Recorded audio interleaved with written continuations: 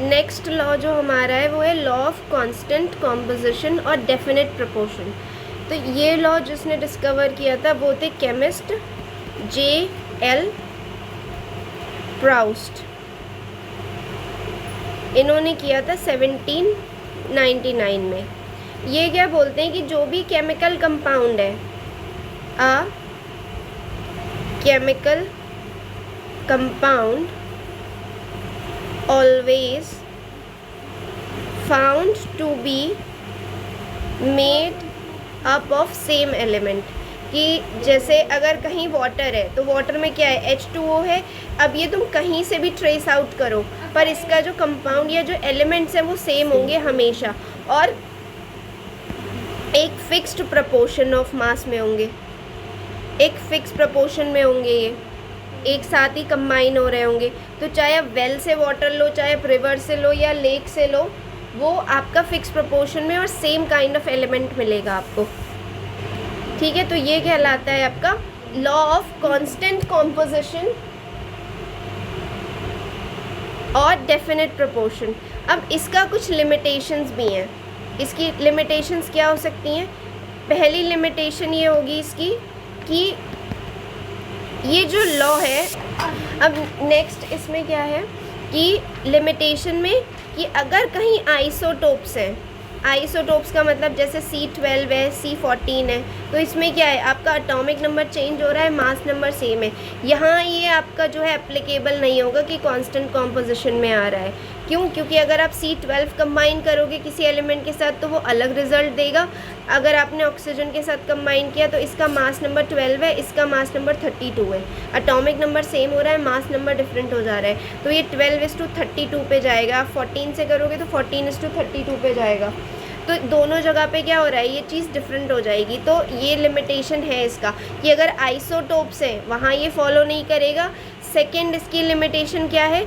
Second limitation इसकी ये है कि एलिमेंट्स जो हैं, अगर आप कंबाइन भी कर रहे हो इनको सेम प्रोपोर्शन में, पर आप इनका प्रोपोर्शन बढ़ा रहे हो, जैसे 24:6 कर रहे हो, 16 या 12:13 ऐसे कर रहे हो, तो ज़रूरी नहीं है कि आपको same amount of cheese provide करें।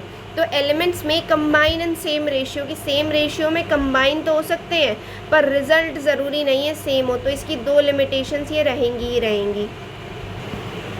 अब इसका अगर हम एग्जांपल लें तो इन्होंने ये बोला है 6.488 grams of lead combined directly with 1.002 grams of oxygen।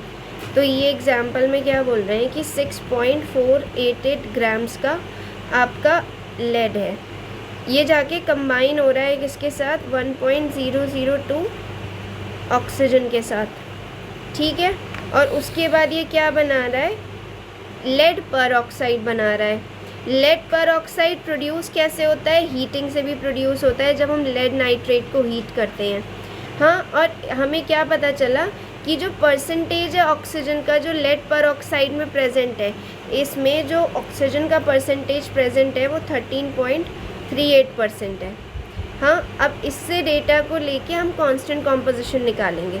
तो कांस्टेंट कॉम्पोजिशन के लिए हम टोटल मास देखेंगे, तो टोटल मास हमारा कितना हो जाएगा? 6.488 प्लस 1.002, ये हमारा बनेगा 7.490 ग्राम्स।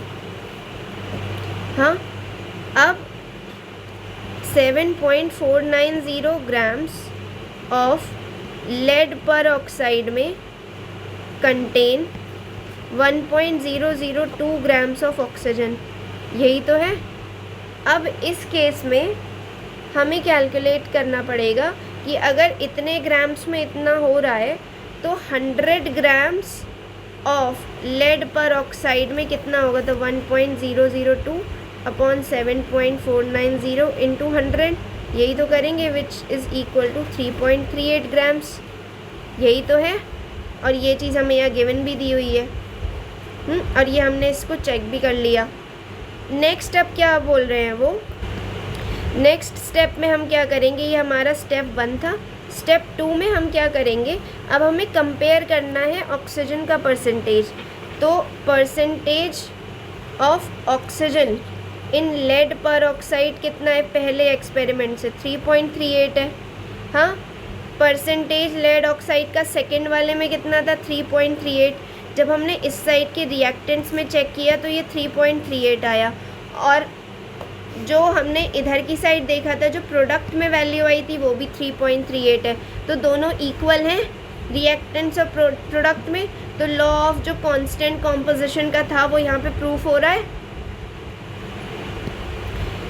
अब हमारा जो थर्ड लॉ है, थर्ड लॉ हमारा क्या बोलता है, law of multiple proportions.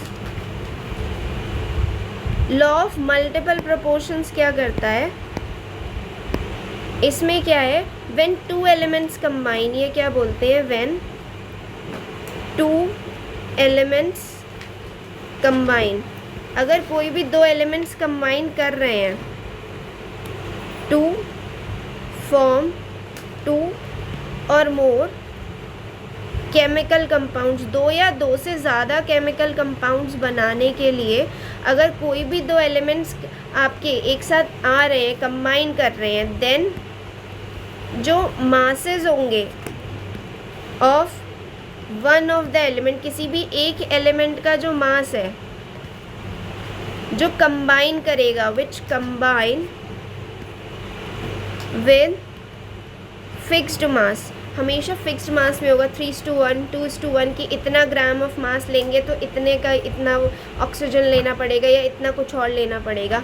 Combine with a fixed mass of the other, तो ये चीज़ फिक्स्ड होती है कि इतने में लोगे तभी वो प्रोडक्ट बनेगा जो हमें बनाना है। तो रिएक्टेंट्स का एक आपका सिंपल रेशियो होता है, bear a simple ratio two one another. तो एक आपके सिंपल रेशियो में ये चीज़ होगी, इसी को कहते हैं मल्टीपल प्रोपोर्शंस। मल्टीपल प्रोपोर्शंस का मतलब ही यही है कि जब दो एलिमेंट्स आपके कंबाइन करके दो या दो से ज़्यादा कंपाउंड बना रहे हैं, तो मान लो ये रिएक्टेंट्स हैं, इधर आपके प्रोडक्ट बन रहे हैं, तो रिएक्टेंट्स 3:1 में गए, तब जाके 2:1 के प्रोपोर्शन में कुछ आएगा या इस तरीके का रिजल्टेंट आएगा। इसका एग्जाम्पल इन्होंने पहला पॉइंट में दिया है, compounds of carbon and oxygen. अगर यहाँ पे इनकी बात करें तो compounds of carbon and oxygen, तो इस केस में क्या होता है, जो एलिमेंट्स हैं आपके कार्बन के जब ऑक्सीजन के साथ करते हैं, तो एग्जांपल ले लो कि कार्बन डाइऑक्साइड का लो, तो कार्बन डाइऑक्साइड में तो 12 पार्ट है आपका मास का कार्बन का, वो कंबाइन होता है 32 पार्ट में, तो 12:32 के रेशियो में ये कंबाइन होता है।